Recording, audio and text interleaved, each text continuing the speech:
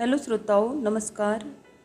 साहित्यिक कहानियों की श्रृंखला में आज सुनेंगे सुप्रसिद्ध लेखिका अमृता प्रीतम की लिखी कहानी धुआं और लाट। तो आइए सुनते हैं कहानी धुआं और लाट। हरदेव ने जब पीली तहमत उतार कर पैंट पहन लिया और टाई की गांठ डालने लगा तो उसे लगा पिछले 7 दिनों वाला हरदेव कोई और था और आज का हरदेव कोई और। पिछले सप्ताह वाले हरदेव को उसने चौंक कर आवाज़ दी, देव। देव उसने इसलिए कहा कि सारा सप्ताह ब्राह्मी उसे देव कहकर ही पुकारती रही थी। हरदेव कहना उसे मुश्किल लगा था। हाँ हरदेव, देव की आवाज़ आई। मुझसे ऐसे बिछुड़ जाएगा दोस्त? शायद बिछुड़ना ही पड़े हरदेव। हम एक धरती पर रहकर भी एक ही धरती के आदमी नहीं लगते। मैं तेरा इतना गैर हूँ। गैर? हाँ, गैर ही कह सकता हूँ। मुझसे तू पहचाना भी नहीं जाता। वस्त्रों के रंग और उनकी बनावट इतना अंतर डाल देती है। नहीं हरदेव, सिर्फ वस्त्रों की बात नहीं, तू एक लेखक है। लेखक भी वह जिसका नाम हजारों आदमियों की ज़बान पर है और मेरा नाम शायद ब्राह्मी के सिवा और कोई नहीं जानता। हरदेव को उसकी बात पर कुछ ईर्ष्या सी हुई। एक बार तो उसकी इच्छा हुई कि कहे, देव मेरे दोस्त, तू मुझसे कहीं अधिक भाग्यशाली है। हजारों लोग मेरा नाम लेते हैं पर मुझे कभी नहीं लगा कि मुझे कुछ ज़रूरत है। तेरा नाम कोई नहीं लेता। सिर्फ ब्राह्मी ने इस पिछले सप्ताह भर तेरा नाम लेकर तुझे पुकारा है और तुझे लगता है कि ब्राह्मी तुझे जानती है। पर सचमुच हरदेव ने कुछ कहा नहीं। इतनी उदासी क्यों हरदेव? हर शहर तेरी बाट देखता है, हर कॉलेज तुझे सम्मान देता है। कल धर्मशाला के गवर्नमेंट कॉलेज में तेरा स्वागत होना है। कितने ही लड़के लड़कियां तेरे इर्द गिर्द घूमेंगे, कितनों की तेरे साथ बातें करने की इच्छा होगी। कॉपियों के झुरमुट तेरे चारों ओर मंडराएंगे कि तू उन पर अपना नाम लिख दे। कितनी लड़कियां जब अपने दोस्तों को पत्र लिखेगी तो तेरे गीत लिख लिख कर अपने हृदय की बात कहेगी। तुझे याद नहीं, तेरा नाम सुनकर तेरी सीट बुक करने वाले क्लर्क का चेहरा चमक उठा था। प्लेटफार्म पर घूमते लोग डिब्बे के बाहर तेरा नाम पढ़कर तुझे देखने के लिए जमा हो गए थे। कुछ न कह देव, यह सब ठीक है, पर इससे हृदय में पड़ा हुआ गड़ा नहीं भरता। फिर तू मेरे साथ चल, जहाँ मैं रहूँगा तू भी रहना। मैं अपने कामों की भीड़ से फुर्सत पाकर तेरे साथ बातें किया करूँगा। मैं बहुत अकेला हूँ, बिल्कुल अकेला। सैकड़ों लोगों की भीड़ में भी अकेला, हजारों लोगों की भीड़ में भी अकेला। मैं तुझसे अपने मन की बात किया करूँगा। मुझे तेरा शहर और तेरी सभ्यता झेल नहीं सकती हरदेव। तेरी ज़बान भी तो मेरी समझ में सदा नहीं आती। तू कभी हिंदुस्तानी कविता की बात करता है, कभी अंग्रेजी और कभी रूसी कविता की। अनेकों तू उनके नाम रखता है।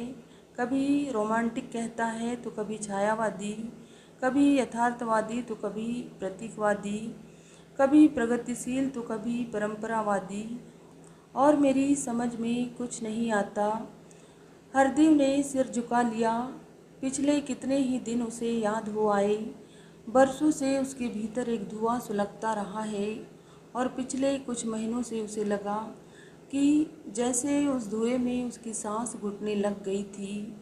धर्मशाला के गवर्नमेंट कॉलेज ने उससे अनुरोध किया था कि वह उनके कॉलेज में आकर 3 भाषण दे, एक प्राचीन हिंदुस्तानी कविता पर, एक आधुनिक हिंदुस्तानी कविता पर और एक दूसरे देशों के साथ हिंदुस्तानी कविता की तुलना पर। उसने हाँ कह दी थी। 8 दिन वह पुस्तकों पर सिर झुकाए बैठा रहा था। कितने कागज उसने तैयार किए थे और फिर 15 दिनों के लिए समय निकालकर वह दिल्ली की शोरगुल से भरी सड़कों को छोड़कर धर्मशाला के खामोश कोने में आ बैठा था। उसकी इच्छा थी कि 10-12 दिन एकांत में रहकर ज़माने से मन में पड़ी हुई कहानियों को टटोलेगा और गीतों को शक्ल देगा। फिर अपने 3 भाषण खत्म करके दिल्ली लौट जाएगा। लेकिन धर्मशाला में होटल का एकांत कमरा भी उसके मन को चैन न दे सका। वह रोज़ सुबह बस में बैठ जाता और जिस गांव में उसका दिल करता उतर जाता। उसके साथ छोटा सा थैला रहता जिसमें वह डबल रोटी, मक्खन, अंडे और कुछ फल रख लेता। थर्मस में चाय डाल लेता, सिगरेट की 2 डिब्बियाँ रख लेता, थोड़े से कागज़ और एक कलम संभाल लेता और खादी की नीली चद्दर तथा नीले तकिए की तह करके थैले में डाल लेता। जहाँ दिल होता घूमता, जहाँ दिल होता अपनी नीली चद्दर तथा हवा तकिए में भरकर सो जाता और सांझ तक फिर गांव के समीप आ जाता और किसी गुजरती हुई बस में बैठकर रात को होटल लौट आता। 3 दिन इसी तरह गुजर चुके थे। चौथे दिन सांझ को वह सारा दिन पास के गांव नूरपुर के खेतों में गुजार कर लौट रहा था तो एक चिकने पत्थर से उसका पैर ऐसा फिसला कि संभलते संभलते भी गिर पड़ा और चोट लग गई। टखना सूज गया और जहाँ बैठा हुआ था बैठा रह गया। अंधेरा हुआ जा रहा था और उसके पैर ने एक भी कदम आगे बढ़ने से इनकार कर दिया। अंधेरा सांवले से काला हुआ जा रहा था कि उसे पास के ही बांस के पेड़ से पत्ते तोड़ती एक लड़की दिखाई दी। वह सोच रहा था उस लड़की के स्थान पर कोई मर्द होता तो वह आवाज़ दे देता। उस लड़की ने पत्तों का एक गट्ठर बांधा और हाथ में लिए पानी के मटके को संभालती हुई उसके पास से गुजरी तो कहने लगी, क्यों बाबू, रास्ता भूल गया? लड़की की बोली पहाड़ी थी पर उसकी बात आसानी से समझ में आ जाती थी। हरदेव ने उसे बताने की कोशिश की कि उसके पैर में चोट लग गई है और वह चल नहीं सकता। हरदेव उसे आगे बताना चाहता था कि अगर वह गांव से किसी आदमी को भेज दे तो वह उसके कंधे का सहारा लेकर गांव तक पहुंच सकता है। लड़की ने पत्तों का गट्ठर वहीं छोड़ दिया और हरदेव का थैला अपने पानी के मटके पर रखकर उससे कहा वह उसके कंधे का सहारा लेकर चलने की कोशिश करे। कोई तगड़ा मर्द होता तो भी हरदेव उसका सहारा लेकर इतनी आसानी से नहीं चल सकता था जैसा कि उस युवती के कंधे पर हथेली रखकर चल सका था। हर कदम पर उसे ख्याल रहता था कि कहीं उसके कंधे पर अधिक बोझ न डाल दे। अपने लंगड़ते पैर की वह मिन्नत करता रहा कि कुछ तो सहन शक्ति दिखाए। बेशक पैर लंगड़ाता था पर आखिर वह एक मर्द का पैर था और अब उसे एक लड़की के सामने ललकार पड़ी तो उसका दिल दुगुना हो गया। काफ़ी गहरा अंधेरा घिर आया था। जब हरदेव गांव की सीमा में पहुंचा, युवती उसे अपने घर ले गई। मैं तुझे क्या कहकर पुकारूं? हरदेव ने पूछा था। मेरा नाम ब्राह्मी है बाबू। तू मुझे बाबू क्यों कहती है? मेरा नाम हरदेव है। तेरा नाम बड़ा मुश्किल है बाबू। मुश्किल है? मुश्किल है तो तू आसान बना ले। कह तो देव। देव, ब्राह्मी ने कहा। यहाँ गांव में कोई सराय या मंदिर होगा, मैं वहाँ सो रहूँगा। ब्राह्मी ने कुछ नहीं कहा पर जब उसे दरवाजे के आगे छोड़कर वह भीतर चली गई तो एक क्षण भी नहीं बीता था कि ब्राह्मी के बापू ने आकर हरदेव का बाजू पकड़ लिया। कोई फिक्र की बात नहीं बाबू, रात भर यहीं रहो, पैर सेकेंगे, कल ठीक हो जाओगे। वह कल अगले दिन नहीं आया, उसके अगले दिन भी नहीं, बड़े दिनों पर जा पड़ा। हरदेव के पैर की सूजन 3 दिन वैसी ही रही। ब्राह्मी का बापू हर रोज़ उसके पैर पर गर्म तेल की मालिश करता और फिर कसकर बांध देता। हरदेव को यह भी ख्याल आया था कि किसी बस वाले के हाथ पत्र भेजकर अपने होटल में खबर कर दे, किसी डॉक्टर को बुलवा ले या अपने होटल में से कुछ चीज़ें ही मंगवा ले। पर फिर उसे लगा कि यह सब कुछ ब्राह्मी की सेवा का निरादर है। वह जिस खाट पर पड़ा था वहीं पड़ा रहा। अपनी नीली चद्दर को उसने तहमत बना लिया था। रोज़ दोपहर के समय ब्राह्मी उसकी कमीज़ धो देती। खालिस ऊन के 2 पट्टू ब्राह्मी के बापू ने उसकी खाट पर बिछा दिए थे। ब्राह्मी की माँ उसके लिए चावल उबालती, दाल बनाती, पेठी की सब्जी बना कर देती। फिर भी ब्राह्मी को संतोष नहीं होता था। उसने अपने पड़ोसियों को धान और मक्की देकर थोड़ा सा गेहूं का आटा ले लिया था, जिसकी वह रोज़ पतली पतली रोटियां सेकती थी। 4 दिन बाद हरदेव को इतनी शक्ति आ गई कि वह खाट से उठकर ब्राह्मी के चूल्हे के पास आकर बैठ जाता। गीली लकड़ियाँ बार बार धुआं छोड़ती। ब्राह्मी रोटी बनाती और हरदेव लकड़ियों को फूंक मारता। दीपावली समीप आ रही थी। ब्राह्मी की माँ अपने मिट्टी के घर को लिपने पोतने लगी। हरदेव को पहली बार गीली मिट्टी की सुगंध इतनी प्यारी लगी। उसे महसूस हुआ जैसे इसके आगे सब सुगंधियाँ तुच्छ हो।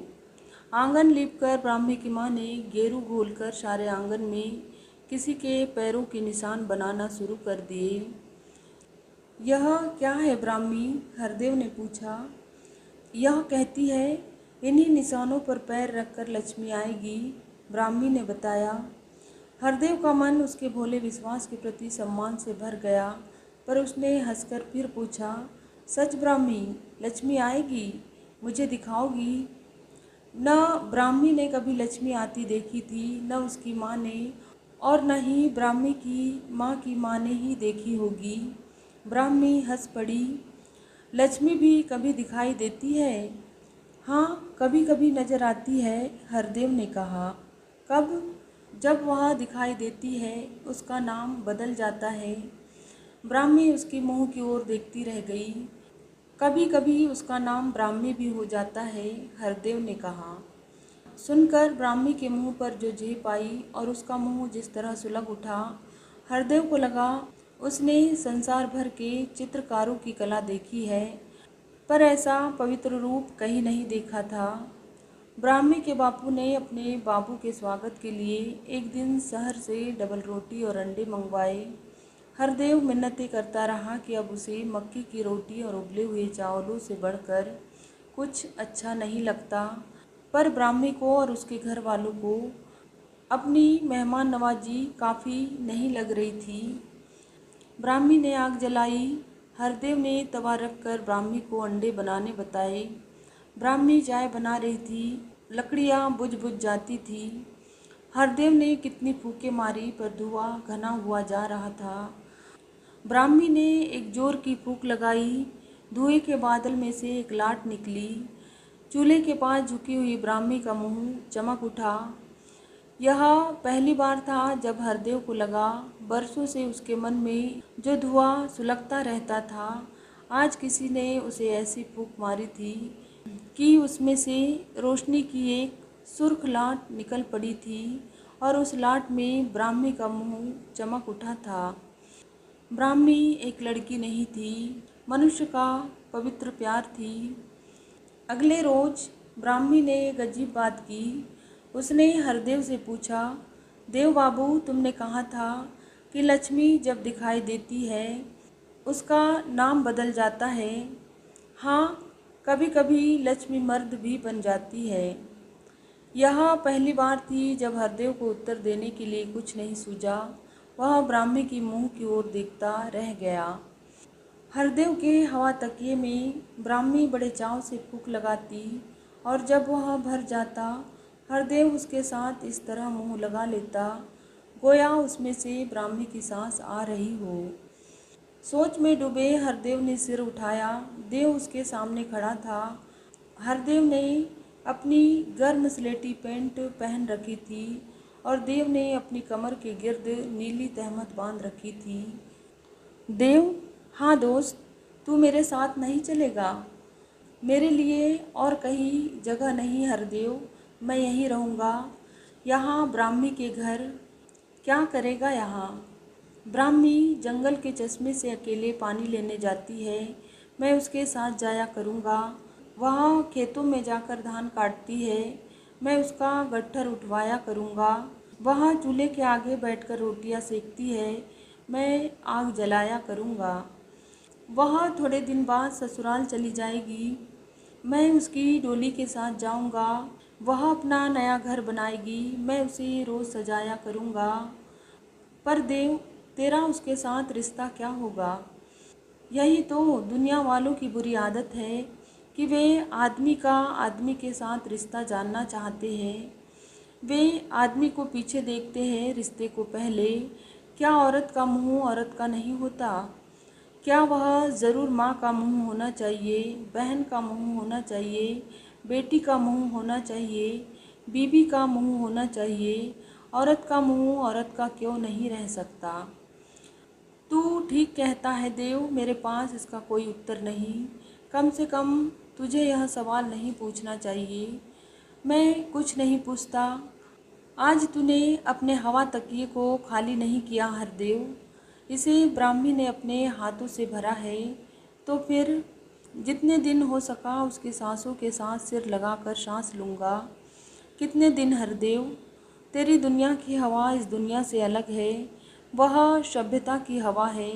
उसमें हर समय घृणा और युद्ध के कीटाणु होते हैं। यह सभ्यता की दौड़ में पीछे छूट गई दुनिया की हवा है। इसमें मुंजी और मक्की की बालियाँ सांस लेती है। तेरी दुनिया की हवा में ब्राह्मी की सांस घुट जाएगी। हरदेव ने कुछ नहीं कहा। तकिए का पेच खोल दिया। ब्राह्मी की सांस ने एक बार हरदेव की सांस को स्पर्श किया, फिर मक्की की बालियों को छूकर आती हवा में मिल गई। धन्यवाद श्रोताओं। तो ये थी अमृता प्रीतम की लिखी कहानी धुआं और लाट। यदि मेरे कहानी वाचन का प्रयास आपको ज़रा भी अच्छा लगा हो तो मेरे वीडियो को लाइक और चैनल को सब्सक्राइब ज़रूर करें। Thank you.